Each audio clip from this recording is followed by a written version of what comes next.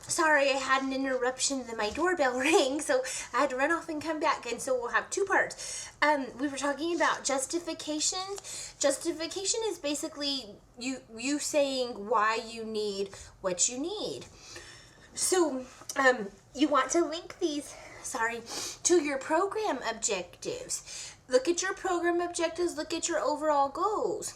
Think about, okay, I need these books. How many do I need to buy this year? How many do I need to buy next year? How many the year after that? And then what is my justification? And within that justification, it's kind of like a citation as well. You're saying, I got this estimate. Maybe if we were just picking a round number, we could say it was $20 per picture book from School Library Journal or from Booklist or from Follett. Wherever it is that you find that estimate, you want to cite that in the justification as well. And then after you get the budget, within the budget, you will want things like books, and these are listed under number 4 in your assignment instructions. You'll have books, periodical subscriptions, professional materials, book binding. You can leave that out because a lot of times we don't even bother with book binding anymore. It's actually sometimes cheaper to just rebuy the book rather than send it to the bindery. I never did send mine to be bound, and they look so awful when they come back from the bindery that no one wants to check them out anyway. So you can just leave book binding out. So then you have audio visual materials, supplies, things like tape and scissors and construction paper, and we used to do little sticky things for due dates, and then the things that we had to have the little machine that you stuck the due date sticker on. There are all kinds of supplies that you'll need, so don't forget about those. Capital outlay. Anything that costs over $200 is capital outlay. You'll want that capital outlay on the budget, but then you want to so as a whole amount. For furniture, for computers, for any kind of electronical equipment, you'll want the total on your budget, but then you'll do the capital outlay worksheet to break it down.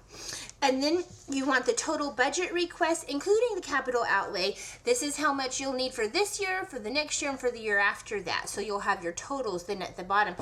The budget probably won't be more than a page or two long. You'll have a page for your introduction. You'll have a page for your budget, maybe 2, because the justifications can be a little bit lengthy depending on how many you have. And then you'll have the capital outlay worksheet. This template is also on Blackboard under assignment instructions. This is where you're going to state what capital outlay items you are buying. Are you buying furniture? Do you need a new circulation desk? One of you had a tree that you wanted for your library. Well, you're going to have to buy that tree probably. It probably didn't just grow in the middle of the library. Any kind of seating that you need. Sometimes those large bean bags that we love to sit in are expensive. That might be part of capital outlay. Do you want a set of iPads for the library for classes to check out? Do you want a set of Kindle Fires? Do you want some kind of technology that is important that you want to have in the library? All of that goes into capital outlay. And with capital outlay, it looks just like the budget.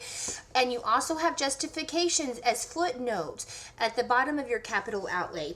Now, there's a piece here, number 6, about account codes. You can use these account codes. Your district will have its own account codes. If you want to use different account codes, that's fine. All districts do it a little bit differently. But if you don't know what accounting codes to use, you can use these that are provided. Otherwise, use the ones that your district is using if you can get a copy of those from your librarian. Then number 7, resource list. This is where you put all the references that you looked at. Did you have to look at Follett to see how much books were? Did you have to look at Dimco because there was an item of furniture maybe that you wanted to purchase from Dimco? So cite all your references in APA format on your reference list. And then as you look down there, the evaluation of the assignment, we have a little rubric. We have an introduction. I'm going to look at your introduction, your library budget request, your capital outlay worksheet, and your reference list.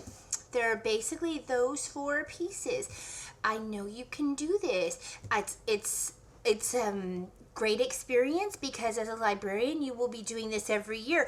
You won't get to use Monopoly money like we are now. You won't get to spend near as much money, but this is an excellent exercise. And the next assignment, the 5-year plan, will take from the budget. I think that's the next assignment. We'll take from the budget and build on it then in your next assignment. So I like the way this class is set up because a lot of the information you get from one assignment will help you with the next. So use as much information as you can from your floor plan. And I know I have your plans with me, so you might not be able to look at them unless you took a picture.